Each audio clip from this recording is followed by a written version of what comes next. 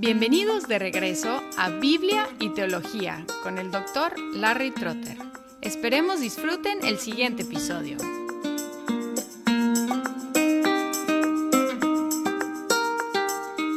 Como es nuestra costumbre aquí en el podcast Biblia y Teología, alternamos entre exposición bíblica y reflexión teológica. Hemos estado tomando los diferentes temas de la teología sistemática y hasta ahora hemos hablado del prolegómena, que tiene que ver con la doctrina de la revelación y la palabra de Dios, de la teología, es decir, la doctrina de Dios, de antropología, la doctrina del hombre, del ser humano, y la cristología, la doctrina acerca de Cristo, y la neumatología, la doctrina del Espíritu Santo o de la aplicación de la redención.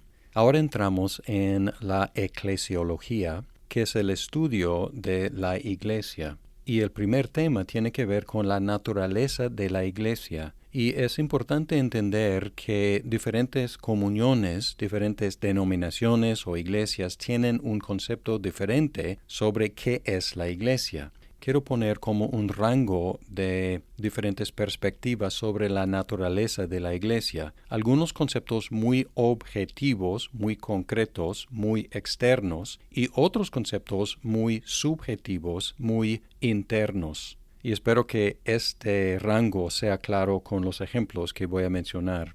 El concepto católico romano es el concepto más objetivo y externo. La organización jerárquica de la Iglesia bajo la autoridad del Papa es la Iglesia, es decir, tiene una manifestación concreta, visible, palpable, objetiva. Además de esa estructura objetiva, dicen que confiesan la misma fe. Es decir, que hay una unión en el Papa y la jerarquía de la Iglesia y también en la confesión de la misma doctrina. Pero aquí hay un problema en cuanto a la Iglesia Católica Romana, porque no tienen una lista oficial de sus creencias oficiales. O sea, dicen que tienen un solo cuerpo de doctrina, pero más bien tiene toda una colección de doctrinas que no necesariamente están de acuerdo. Y no hay una lista oficial de qué tiene que creer un católico romano. Tienen una colección de declaraciones, de catecismos, de concilios, etc., pero no hay una lista que diga esto es lo que un católico romano tiene que confesar. En resumen, su unidad tiene que ver con una estructura en la jerarquía de la Iglesia y, en segundo lugar, en un cuerpo de doctrina, pero no muy bien definida. El concepto ortodoxo oriental es semejante, pero pone menos énfasis en la organización y más énfasis en la confesión de la misma fe. En cuanto a la organización, aceptan la sucesión apostólica y reconocen al patriarca de Constantinopla como líder espiritual de la Iglesia. Igual que la Iglesia Católica Romana, aceptan la sucesión apostólica diciendo que los sacerdotes actuales descienden de los apóstoles, pero reconocen que fueron 12 apóstoles, no solamente Pedro. Y aunque el patriarca de Constantinopla no tiene la misma autoridad sobre la Iglesia que el Papa ejerce sobre la Iglesia Católica Romana, lo reconocen como el líder espiritual. Además, aceptan la fe definida en los primeros 7 concilios ecuménicos. Y en este sentido, su cuerpo de doctrina es mejor definido que el cuerpo de doctrina en la Iglesia Católica Romana. ¿Qué cree un ortodoxo? Cree lo que dicen los primeros 7 concilios ecuménicos. Y aunque se habla de la Iglesia ortodoxa,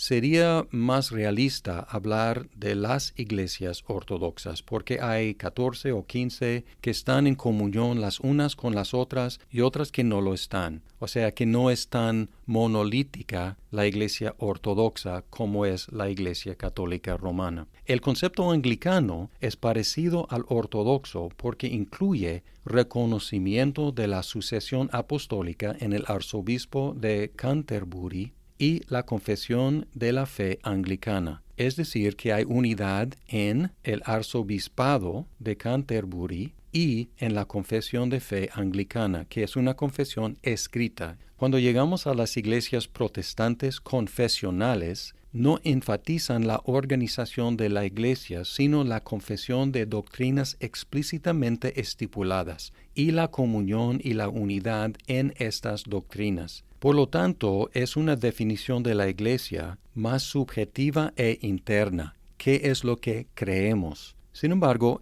en otro sentido, es muy objetiva la naturaleza de la iglesia porque la fe declarada, confesada, es explícitamente descrita y definida. Es decir que, por ejemplo, si quieres saber qué cree un presbiteriano, solamente tienes que leer la Confesión de Fe de Westminster y los catecismos mayor y menor. Igual las iglesias reformadas continentales, las iglesias reformadas bautistas, tienen sus confesiones bien definidas. Entonces es algo concreto y objetivo, pero no tanto en la estructura de la iglesia que varía entre estas diferentes denominaciones. Ahora, cuando llegamos a la mayoría de las iglesias evangélicas, enfatizan un mínimo de doctrina y ciertas experiencias personales. Y este concepto de la iglesia es más subjetiva, porque la iglesia se concibe como una colección de creyentes que creen las doctrinas básicas y han tenido la misma experiencia de salvación. Si vas a la página en línea de estas iglesias, hay una sección que dice ¿qué creemos? Y es una lista de algunas doctrinas, pero es una lista corta, una página, digamos. Lo mínimo de doctrina, y luego, además de esa afirmación de esas doctrinas básicas, es una misma experiencia compartida, y expresan esta experiencia en diferentes maneras. Hemos nacido de nuevo, o hemos aceptado a Jesús como Señor y Salvador. Han tenido una misma experiencia de la salvación. Luego, cuando consideramos a los anabaptistas y sus descendientes, algunos de estos grupos abandonaron toda definición objetiva de la iglesia y buscan su manifestación en experiencias personales. ¿Dónde encontramos la iglesia en estas comuniones? En una experiencia compartida. A través del tiempo, estos grupos tienden a desarrollar su doctrina y su organización, pero mantienen una tendencia mística, porque es muy problemático no tener ninguna estructura y ningún cuerpo de doctrina. Así que eventualmente tienen que definir por lo menos un mínimo de estructura y de doctrina, pero tienden a enfatizar la experiencia más que nada. Para resumir, podemos decir que algunas iglesias encuentran su identidad esencial en la estructura, otras en la confesión y otras en la experiencia.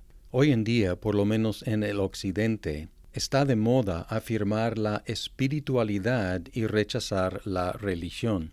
Mucha gente dice, soy espiritual, pero no soy religioso. Es decir, están afirmando una experiencia y rechazando tanto la estructura como la doctrina. Al mismo tiempo, hay una atracción a las iglesias que enfatizan la estructura, porque parecen ser más sólidas e históricas. En este episodio resumí algunos ejemplos de diferentes conceptos de la iglesia y en el próximo vamos a hablar de los atributos de la iglesia que son afectados por el concepto de la iglesia.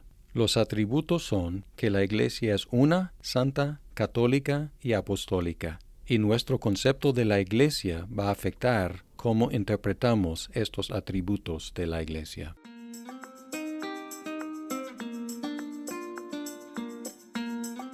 Muchas gracias por escuchar este episodio. Si estás disfrutando Biblia y teología, por favor compártelo con tus amigos. ¡Hasta pronto!